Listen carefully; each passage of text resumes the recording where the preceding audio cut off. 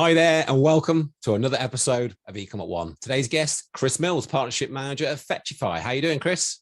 I'm very good, thanks, Richard. How are you? I am very well. Well, me and Chris met not too long ago, a few weeks ago, or a few months ago, I think, when this one airs, at the IRX, which is in the UK, at the NEC, probably the first outing for many in the UK last year for expos. And expos has always been a huge part of our sort of growth in our businesses, and it's fantastic, I think, to get out there, get out to events and meet people. And me and Chris met there. We were actually neighbours, weren't we, at an expo for 2 lovely days, and we have a couple of things in common, don't we? That we're very. We do. When I was a kid, Richard, I used to think that I was cool, but I suddenly realised after talking to you that my coolness has now disappeared. So we are both, I think it's fair to say, we're both into our lawns, aren't we, at home? We are, yeah. I love a lawnmower. Yeah. I do. Yeah. I mean, I got rid of. Are we going to talk about lawnmowers straight out? Let's go. Yeah, I got rid of a cool cast cylinder lawnmower a short while ago. That was my baby, actually. I love that lawnmower, but it was causing problems in my relationship, so it had to go. It was a choice, was it? One or the other type thing. Oh, golly. It really did get down to that. You're at a whole nother level to me on the lawns. Anyway, we maybe come back to lawns. Maybe we won't. So tell us about Fetchify and the Fetchify's mission. Tell us what Fetchify do. So Fetchify is all about data quality and ease of use. We validate and verify personal identity information, name, address, postal information, bank information, email address, etc. And we have a solution, a postcode lookup tool that is it's ubiquitous in the marketplace. Everybody uses it. It kind of sets the standards, if you like, in terms of best practices for what people should be using in their e-commerce checkout. The easier you make it as an e-commerce merchant to be able to convert your customers, it's not rocket science. The more conversions that you'll make, and by reducing that friction and minimizing the decision-making process, you will find that your conversions will go through the roof. I mean, Fetchify's increasing conversion rates that we see with people using our technology and not using our technology is something upwards of about 40%. Wow, that's huge. So it's incredible, but most people know about it. I mean, you go into any e-commerce store and you go to use like a postcode lookup tool or an auto address complete solution. Yeah, I mean, they should be standardized. I think in most e-commerce stores, especially within your listenership, they are. Within the brands, most people would know about the auto address complete and validation solutions. In terms of our mission, I think accurate customer data and easy to use for all, I think, would be probably where the business is aligned to. My boss would like me to say that probably we increase conversions and we reduce abandoned baskets and we make e-commerce managers superheroes. But I don't think you could become a Thor of e-commerce. I don't think that's possible. I like that. Thor of e-commerce. Yeah. There you go. I mean, I remember, when I had stores, I think, I sold mine back in, probably about 10-ish years ago. And sort of having that postcode ability to type in your postcode back then, I thought I was like the man, it's just like new technology back then, about 10 years ago. You type in your postcode and bosh, you'd see your street, and then you click on your your house number, and then it just populated everything. Obviously that's 12 years ago. Obviously a lot's changed really since then. You talked about not just obviously address, you're talking about banking, you're talking about email, but I think email specifically, what's the big benefits of validating email, would you say?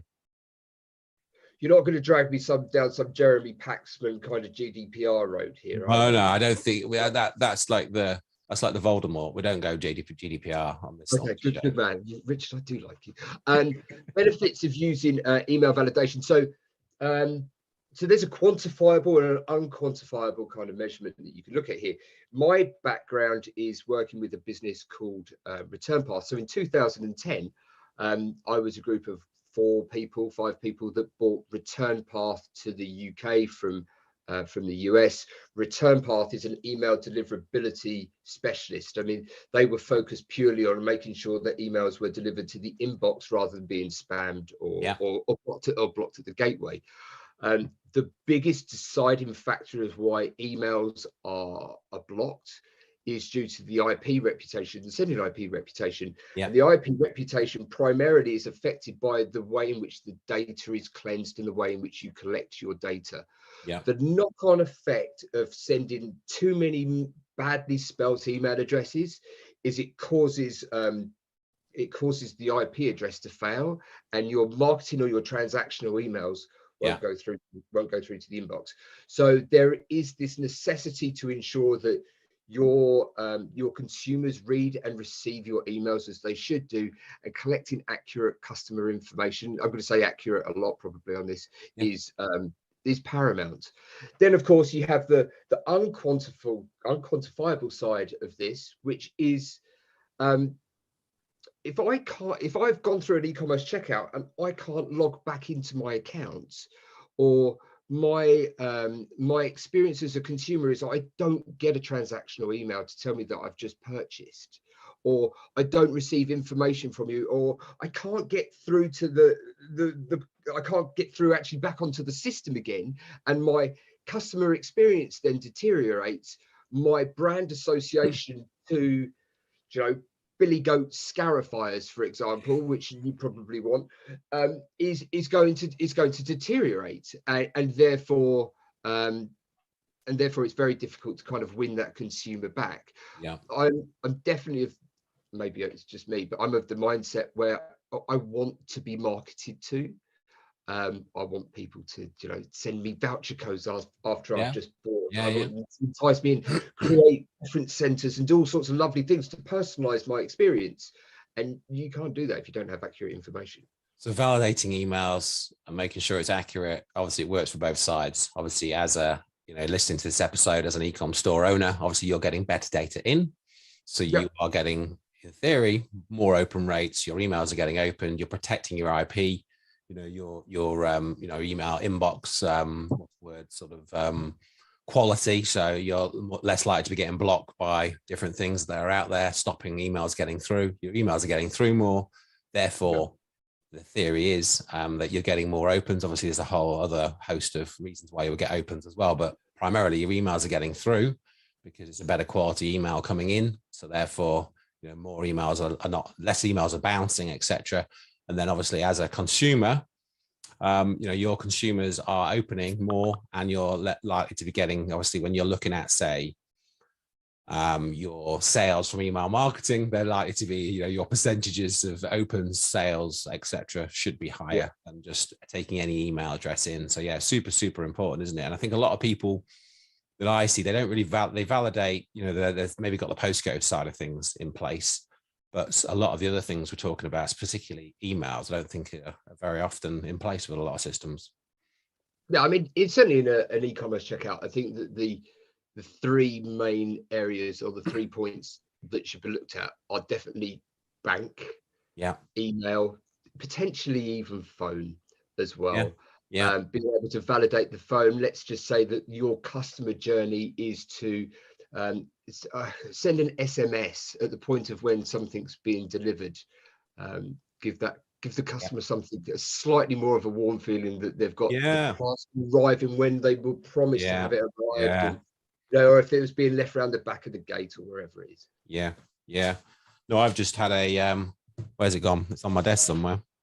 I think I've moved it actually, but I've just bought a one of these, it's called an Aurora ring. And it's to test and check your heart rate, your sleep patterns and things like that. And I've had an horrendous time getting it here, but the only sort of good side of the delivery process has been the text messages from DHL, for example. And it's been held up because of customs and sort of duty and things like that, rather than sort of anything else. It's one of those things. But if it wasn't for the text messages that were telling me that, I'd have been like, wow, where the hell is this flipping ring? I'd had a really bad experience. It's not been the best experience, but I understand it's not Aurora's fault. It's not the manufacturer. It's not the person that I bought it from's fault. you know, it's come from the US, it's hit customs and it's been held up, and I had to pay 65 quid more frustratingly. But yeah, so okay, so e-com stores listening in. Yep. What are some of the best ways to capture data as an e-com store? Now, you're talking about checkout. Obviously, so we're at the checkout. Maybe talk about that a bit more, but also some other ways to capture data on the stores that you think are. There's a lot of different ways. Obviously, there's pop-ups. There's this, that, and the other, isn't there? But what would you say are some of the best ways to capture data on store? So, if you were to think about the basic identity data, looking at name, email address, and postal address for your consumer should only ever be done at checkout. Yeah. And it should be a simple form that's with relevant requests for data only. Don't ask for more than you need, because it becomes suspicious. Then you can start to look at, I guess the next thing is engagement data. And as marketeers, you know, we want to find out how good or how bad, where are the personas, the demographics, and you can spend, you know, you can spend a huge amount of money on sophisticated solutions that are going to tell you a huge, you know, amount of information about data that potentially you may not need. I don't think the question should ever be what are the best ways to go and get something. I think the question should probably be turned around on its head somewhat. I think it should be, what do I actually need? Yes. And what do I need? Do I need clicks, open and abandoned carts? You know, probably yes, that would be great for an email campaign. Okay, what else am I trying to measure?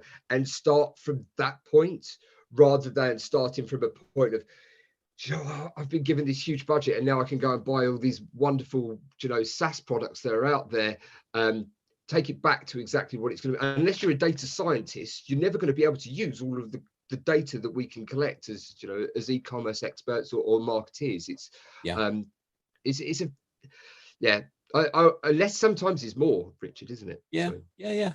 So obviously checkout been the priority then. You know, obviously you would never ask for you know, sort of you know, I think, do you think there's a time and place then to sort of park checkout for now? Is there a time and place? You know, what are your thoughts on like pop-ups and trying to get people's potential customers' emails, obviously sign them up to newsletters, and then obviously nurture them and then sell them possibly something further down the line, or, you know, capturing emails, you know, pre-purchase. You're not a big fan by the looks of that. No, honestly. What do I think about? I hate pop-ups. I hate them. I hate them. So Fetchify is part of a group of companies called ClearCourse, and part of one of our sister companies is the e-commerce brand EKM. Now, after speaking to the guys at EKM, who've got like the largest e-commerce platform in the UK, they tell me, based on their data, that the intent to exit pop-up is, it works. Yeah. So you're about to leave. Yeah. So I'm okay. I'm okay with that. Deep breath. Yeah. Keep breathing. But and they just companies, so you're on Qualcast, and the next thing you know, or Alec Mowers, you're about to leave, and then they show you this new potential, you know, £2,000 electric mower. You know what? If your website, if your revenue that you generate from your website, you've got me on here, I'm going to go off on a rant. If your website's revenue stream, primary revenue stream, is from advertising, I'm expecting a pop-up. If your primary revenue stream is from selling products, then the last thing that I expect is to find pop-up after pop-up, and all of these pop-ups like come over the navigation bar, or they're on the area where I want to purchase, or the calls to action, and you have to delve your way back through to see the content. It becomes the normal in the US, I think, to have websites that are like that. If you are trying to collect data in the UK, my own personal opinion is just be professional about it. You know, Yeah. pop-ups don't Yeah. be professional. Wreck-It Ralph breaks the internet. Isn't there a moment where he like kind of runs around and there's like pop-ups everywhere? I think it's so like pop-ups. I think it's what you're saying is, you know, obviously if they're just very intrusive, very aggressive, very sort of, sort of ruining the experience, then it's very annoying, isn't it? But if they're maybe done more subtly, you know, and they're relevant, if you're about to buy something and there's a pop-up to maybe give you 5%, is that at the end of the world? You know, obviously you're maybe going to buy, but obviously we know that obviously the majority of people probably aren't going to buy that in that moment that are, you know, on a product page. You know, the stats will tell you that obviously you're not going to get 100% conversion on a product page, but if you're looking at a product, there's obviously an element of intent there, a product, a category, subcategory. You know, you've spent X amount of time on a page that is a product page, but you may be heading towards the big cross. Oh, you know, if we're going to give you 5%, if that's going to give you a little incentive, you know, I think there's some mileage there, you know, obviously. Exactly. Yeah. I mean, those exits intent to leave kind of pop-ups. Yeah, absolutely. Having looked at the data, and you know, I'll agree with you. So obviously you mentioned quite a few bits of data at the beginning, you know, an SMS. Do you think that's one that people maybe do miss, you know, where they're not, that's quite, you know, it's obviously, it's not new by any means, but it's definitely newer in terms of SMS messaging. You know, would you say if you had to pick one bit of data that people should be getting and maybe aren't, would that be it? SMS, text messaging and mobile numbers? Yeah, I think so. I mean, we want to create this, I don't know whether this is something that sits in your opinion, but we want to create almost like a single customer view, of exactly how somebody communicates with your brand.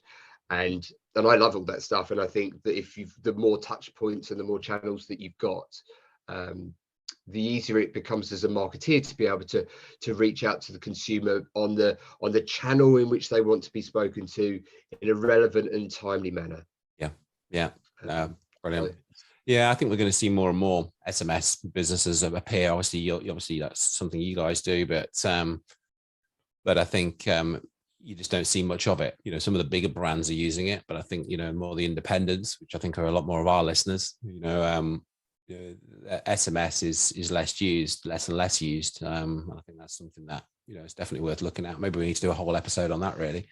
Yeah, I mean, it's a beautiful thought, isn't it, to make sure that every time you sell a product, that before it arrives, the consumer receives a text message to say that, you know, their product's on the way.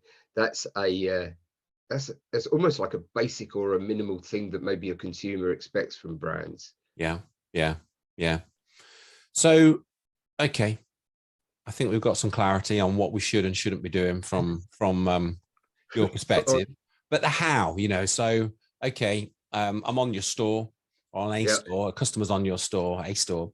But obviously, the simple answer from you will probably be to install Fetchify, you know. Right. But, you know, the best ways to capture that data, you know, so are you purely saying just having a really tight checkout process and everything in there? Yeah. I mean, personal identity information. Yeah, absolutely. Yeah. That's would be the way forward. In terms of if you want to start to create personas or you know, demographics within your data set for individuals, then Joe, maybe we'll talk about this a bit later on, I don't know, but the idea of creating preference centers, you know, that's not something that exists purely for the world of social media. You know, the idea of brands being able to talk to the consumers about the consumer interests is paramount. Yeah. So, okay, we've got our store. Now, we've installed maybe Fetchify. Yeah, that's probably. Would you say you're one of the biggest out there in the sort of internationally, or more UK based, or? There's probably 2 or 3 in the market here in the UK. I don't see maybe another 1 or 2 in the US.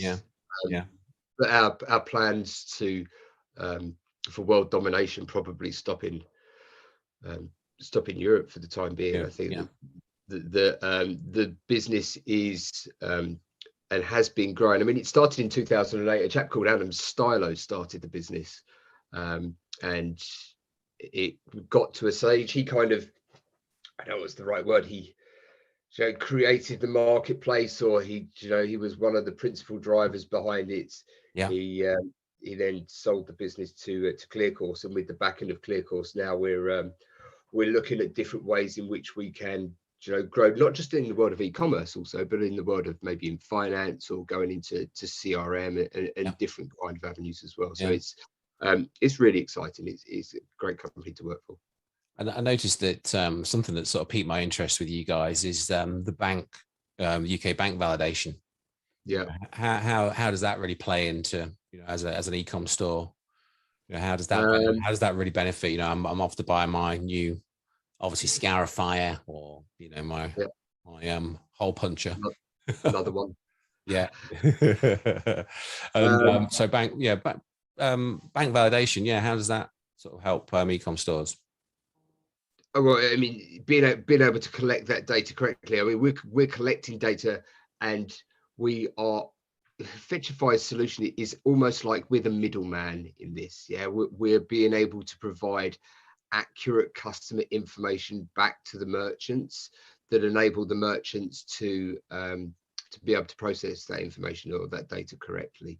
The bank data that we have, or the bank validation solution that we have, has been around for about a year or so now, and is used in conjunction with other solutions such as ClearAccept or ClearDebit, where you're having a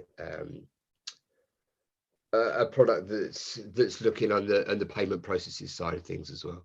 Yeah. I think a lot of probably e-com stores are not, probably don't use that facility really. At the end of the day, a lot of people, obviously, you're putting a credit card in, or you're using Amazon Pay, Google Pay, whatever it may be. Yeah. I think there's probably like I don't know, maybe B2B commerce. It's probably got quite a lot more use for that. Would you say something like that? Opening trade accounts and things like that. Yeah, I would have said so. I mean, in terms of the consumer, or people selling D2C. Yeah. Typically, an email platform has these elements built into it. Yeah, they have the correct payment methods. They have the right way in which a merchant can be able to process funds. Checking to see whether you've got accurate information. Yeah. That's always a good step forward. Being able to get accurate data into your data set by validating that data is great. The banks obviously are using the data as well, are using the solutions as well. So we're seeing a lot of banks being nowadays. I don't know who you bank with. I bank with Santander, and every time I do something, they're always checking and validating the person that I'm sending money to is the correct individual. And fortunately, those types of processes have now come into place, because before it was kind of like it was everywhere really. I don't think it was a very accurate and process-driven playing field that we were on. Yeah. So, okay, we've got hundreds of stores listening to this. What would you say are some of the biggest challenges that are out there for e-commerce stores and data? Data as a whole. So obviously we're saying we want to collect. You're saying predominantly we're going to collect data at the checkout process, and maybe some sneaky bits and bobs amongst it all, or some smart newsletter pop-ups and discounts possibly here then. But what are some of the challenges doing that? Obviously different systems, different challenges, different platforms, maybe different things, but any challenges you would sort of want to discuss? Well, I mean, is there any data that companies don't collect? I think is possibly the direction in where we should go as like e-commerce marketeers. We ran a survey recently at Fetchify, and we have something like 10,000 customers. Of those 10,000 customers, we had a fairly large control group in which to kind of like take the data from, but 50% of those customers, they didn't have any abandoned cart data. Wow. Yeah. And these are big brands. These are large organizations, and they weren't checking that data. They weren't looking to see whether that data was correct. And it's almost like you have to take things back to square one again and start to look at the basics of what we need as marketeers or e-commerce individuals, to be able to understand what's going to make a success out of the store. Yeah. I love personal profiles. You know, if it was down to me, do I go to Sainsbury's? I buy my food at Sainsbury's. Sainsbury's know exactly what I've been buying every week. Yeah. But they don't know about my deep love of cheesecake, for example. They have all of the information necessary, but they don't ever ask me. Yeah. So creating personal profiles is a really interesting thing for me. The ability to be able to ask your consumers and be interested in your consumers, it should be quite easy for us. Yeah. And brands need to kind of have the ability to learn to listen to what their advocates want and why they love their brands. So I would certainly look towards personal profiles as one of the things that's is going to help brands start to know more about their data, about their consumers and why consumers buy from them. And then you can start to think about the exciting things of creating, single customer views and how does Chris Mills engage with, Sainsbury's, for example, and what type of products does he buy and what is his interests in? It's an interesting topic, isn't it? I keep thinking of, I think that's brilliant. That personal view, that personal profile, and then you're walking around a store, Sainsbury's, for example, and you've got that personal view of, what you've done on their website, but you're walking through the store and Sainsbury's know that, Chris Mills is walking past the cheesecake counter and his love of cheesecake. And as you walk past, there's something that's, hey, Chris. Do you remember the days where you used to get the Bluetooth messaging that fired at? Yeah. Well, I think, stuff like this does exist to a degree. I've had a couple of people on where, this sort of true omni-channel experience where you're walking through a store and based on your location in the store, with your mobile phone, and there's other technology around scanning your face and your profile. They'll know it's you as you walk in the store. You walk through a store. I actually did a presentation to a large organization about a month ago. It's about 4,000 people work there, I think, and they've got a lot of stores. They've got actually a lot more people work there. They've got 220 stores, and we were talking about, they've got travel agents, for example. So you've been on the website, you've looked at the holidays in Thailand, and then you've gone into the store. And as you walk into the store, one of the walls or some of the walls is a mirror, and as you walk and look at the mirror, it shows you on the beach in Thailand because it knows that, and this is like a concept thing, but there's sort of mirror technology showing you doing the things or advertising you the things that you've looked at or that you have a connotation with, or because of your single view profile, they know that you're interested in X, Y, Z. All that is sort of there. It's coming, It reminds me of the film Running Man from back in like 25 years ago. Schwarzenegger, I think it was Running Man. He's running through the airport, and as he's running through or walking through the airport, and the adverts are changing. And offering things that are very much based on his personalization of what he's been looking at. Obviously, he's into his gym and his fitness, so he was seeing, I think, protein or something at the time. I think that this is exciting, isn't it? I mean, this is as marketeers and as people that work within selling products on the internet. I think that we should be using these tools that are at our disposal, but we're always kind of looking one step further. And maybe then to bring it back to your questions about what are the challenges, maybe the biggest challenge that I see, if people just aren't collecting data on abandoned cart, maybe the biggest challenge we have is actually getting more accurate information and getting it better. It's almost like listening to your old football manager or somebody that was kind of there to inspire you, and he would always be talking about just do the basics best.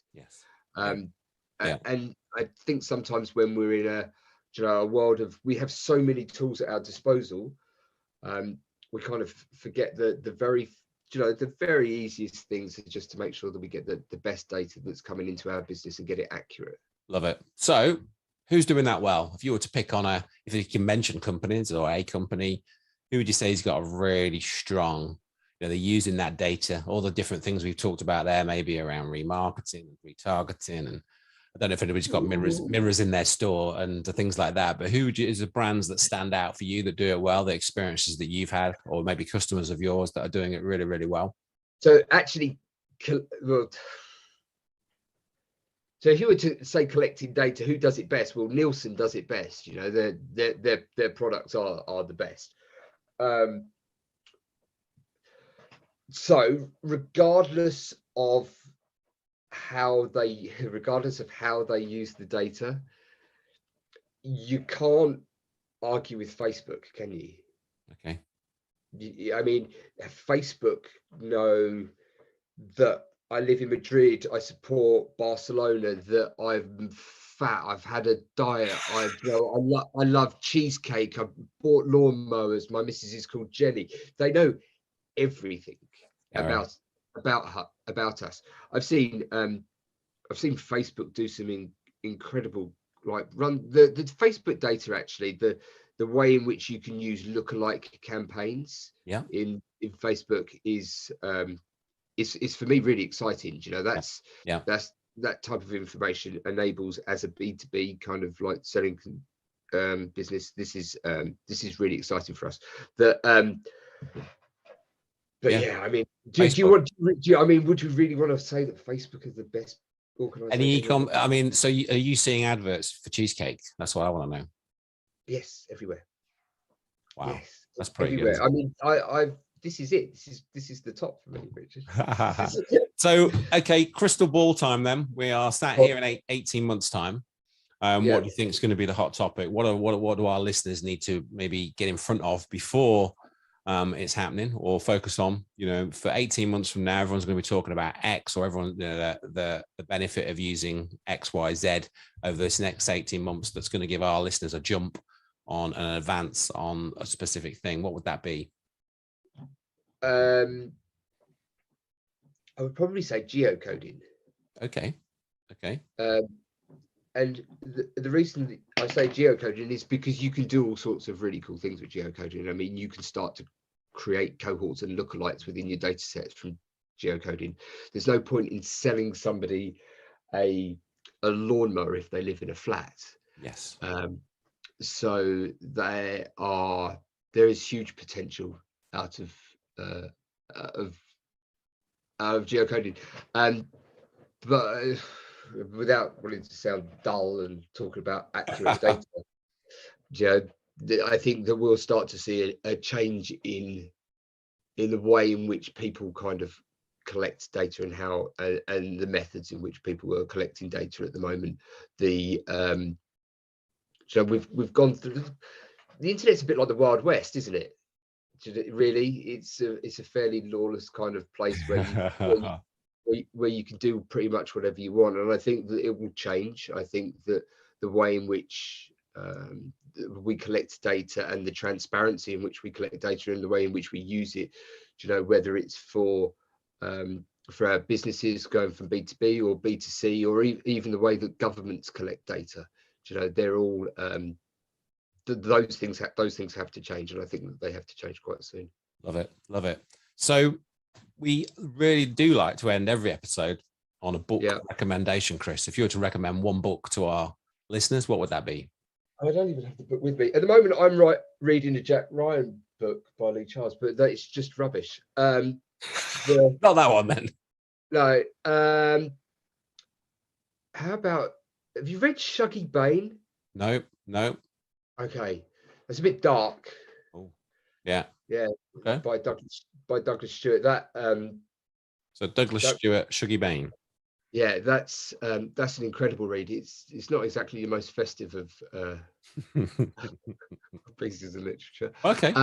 But Michael Phelps' No Limits, in terms of an autobiography, is outstanding, and using that as kind of like a sales motivation tool. It's amazing to see what he's gone through as an individual to be the best in the world at what he does. Yeah, kind of puts me to shame, really. Well, thank you. Well, thank you for coming on the show. It's been an absolute blast. Thank you. It's flown by. So for the guys that are listening, what's the best way to reach out to you, to reach out to Fetchify, what's the best way to do that? Email. Okay. chris.mills@fetchify.com. Yeah. LinkedIn. Yeah. So any of the normal social channels. Yeah. Yeah. Brilliant. Well, thank you so much for being on the show. I look forward to speaking to you again.